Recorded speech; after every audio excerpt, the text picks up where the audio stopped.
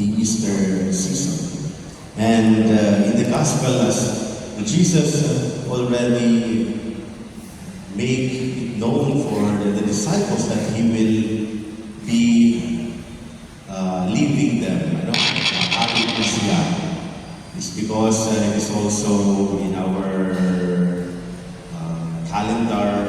liturgical calendar, that within this Easter season, we will also celebrate the ascension of the Lord.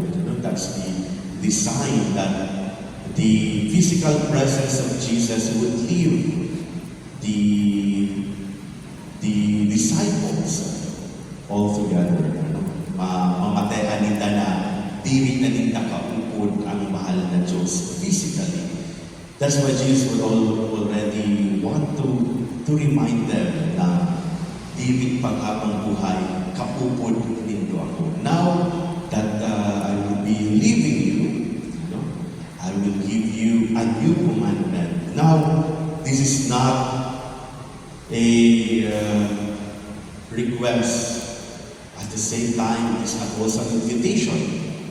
Kumbaga, it is a command. So, wala tayong choice kundi sumunod dahil tubod kan kaguragan. This is His command to us, love one another as I have loved you. This is the sign that I am in you, and it is the sign that you are my disciple. So, maaraman kung tunay kitang disipulo ni mahal na Diyos, kung ang pagkamot ng kakurangan yaon sa satuya na mga buhay, we are living out that command of love. And what kind of love is that? It is not an ordinary love that we encounter in this world. Kundi pagkamuot na pareho ng kakurangan. It's not just an ordinary love, but He said to us, love one another as I have loved you. Kung nano ang pagkamuot ng mahal na Diyos, maaman ang sa ato na dapat sinasabukay as sinusunod bilang tugon ng mahal na Diyos para sa atin. So what is this love of God? What is this love that Jesus wanted us to have and to live out within our stay in this world? This is the unconditional love that Jesus expressed to us, most especially when He surrendered Himself on the cross. So sa nataraman pala mga tugang, unconditional. Parang kondisyon. It is just a free giving of oneself because it is a true expression of love.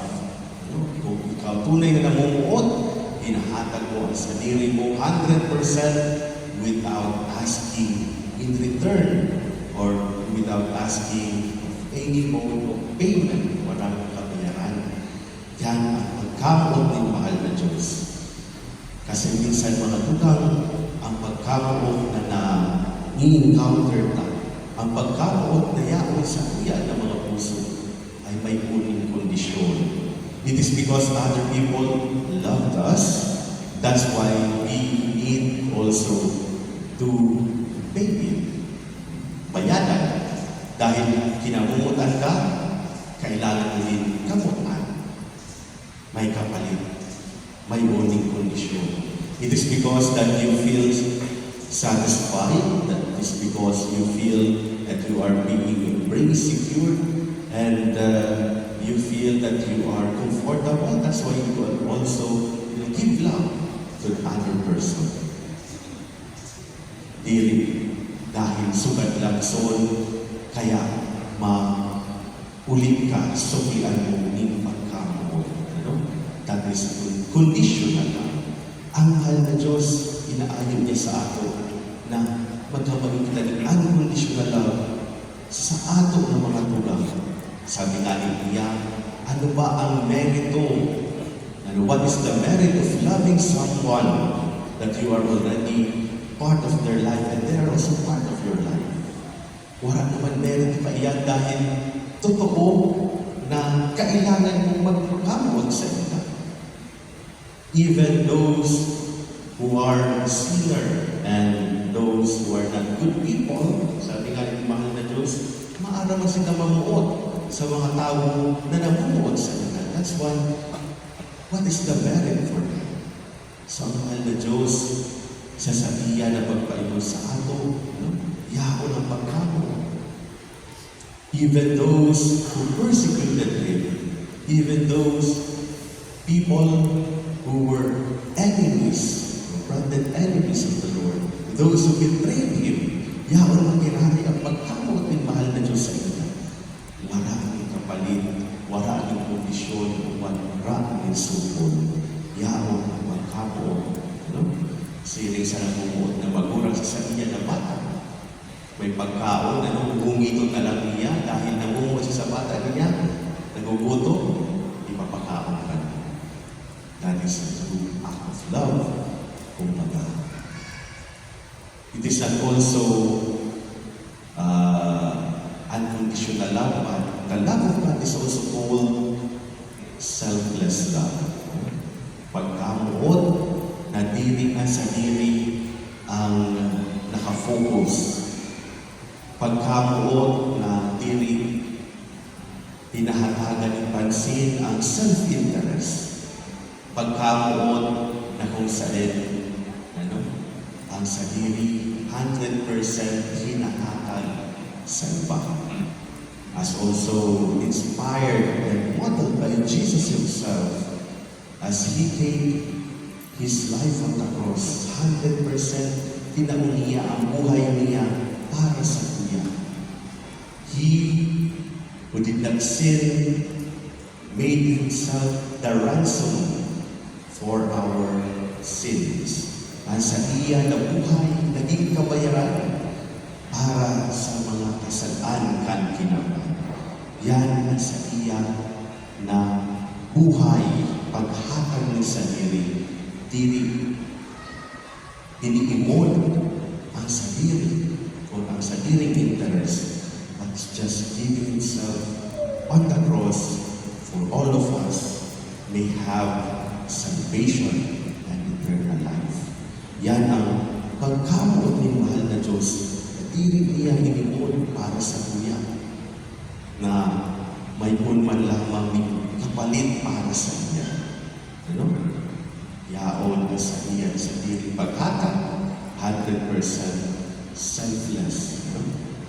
Kaya siya ang kabaligtaran sa selfish or self-love or love for oneself.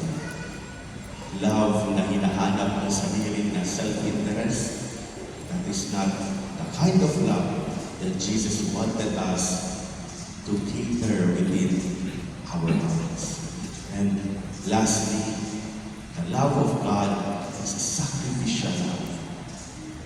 Nagsasakripisyo, na imod din mahal na Diyos sa iyang pagkamuot ay pagsalpi sa katauhan. Giving Himself so that the vision of God presented Him would become a success. Kaya hindi niya gabos dili para sa iyang sarili, kundi para sa katauhan. Nagservis niya. Tinatag niya sa iyang sarili para sa ikakaratayan ng kapagusan. If we truly love, we can sacrifice.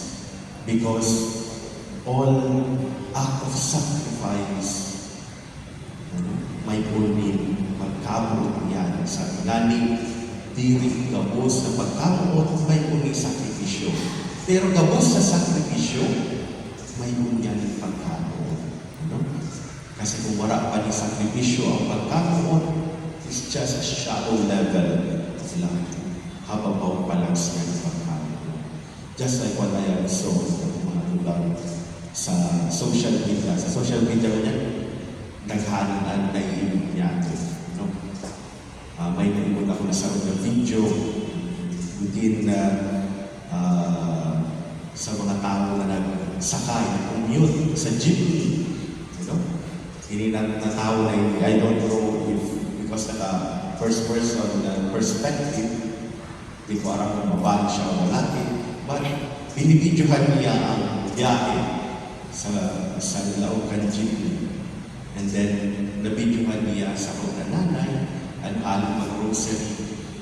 May tara na sa sako ng bus and other grocery items, laog, nagsakay. And then, pakatapos nagpara si nanay. And knowing or expecting na siguro dahil daghan man ang mga tao na nakasakay sa jeep, may matanong sa iya. Pero walang nagtanong. Pabalik-balik siya, kinuha niya mga pinamakalan niya. And hindi na tatawa na iyan. Parang bidyuhan lang niya. Kung imudol ang comment section na naman ngayon kaya ang mga tao kay sugat na ngaya kainin. Naimod na ngaya na kailangan niya danunan, kailangan na kupiran. Wala lang, hindi lang ngaya iparsin. Na naman ngaya niya sa mga tao ngayon kay bibidyuhan lang ngaya. Imbis niya danunan ay bidyuhan. Mauna iyanan sa ato ng buhay niya. Kung may mga nangyayari, bidyuhan. Kaya kung kailangan mag-akudir, magtanong, ayaw na magdadano, kaya bidyuhan mo na lang. May nasunog na palay. Imbis na magtanong, mag-akudir, mag-pocket relay contact para mapatay ang sunog, dirit na lang, ay bidyuhan na lang. Mauna iyanan sa ato na act of love mo niya, bidyuhan ang gabos na ng pangyayari. Okay. So, hain na ang act of love in terms of sacrifice and of service to one another. If we truly live out the command of God that we need to love one another, we need to show it and act upon it. Dili lang ay sabihin na nabubuhay ang kanurangan sa ako ng puso. Dili lang sa ito, kundi ipaimunta sa paaming kandiyo. Because God Himself, when He sacrificed through His act of love, made us quality of life here in this world, and at the same time, promised us life eternal in His heavenly kingdom. Amen. Let us all stand and profess our faith.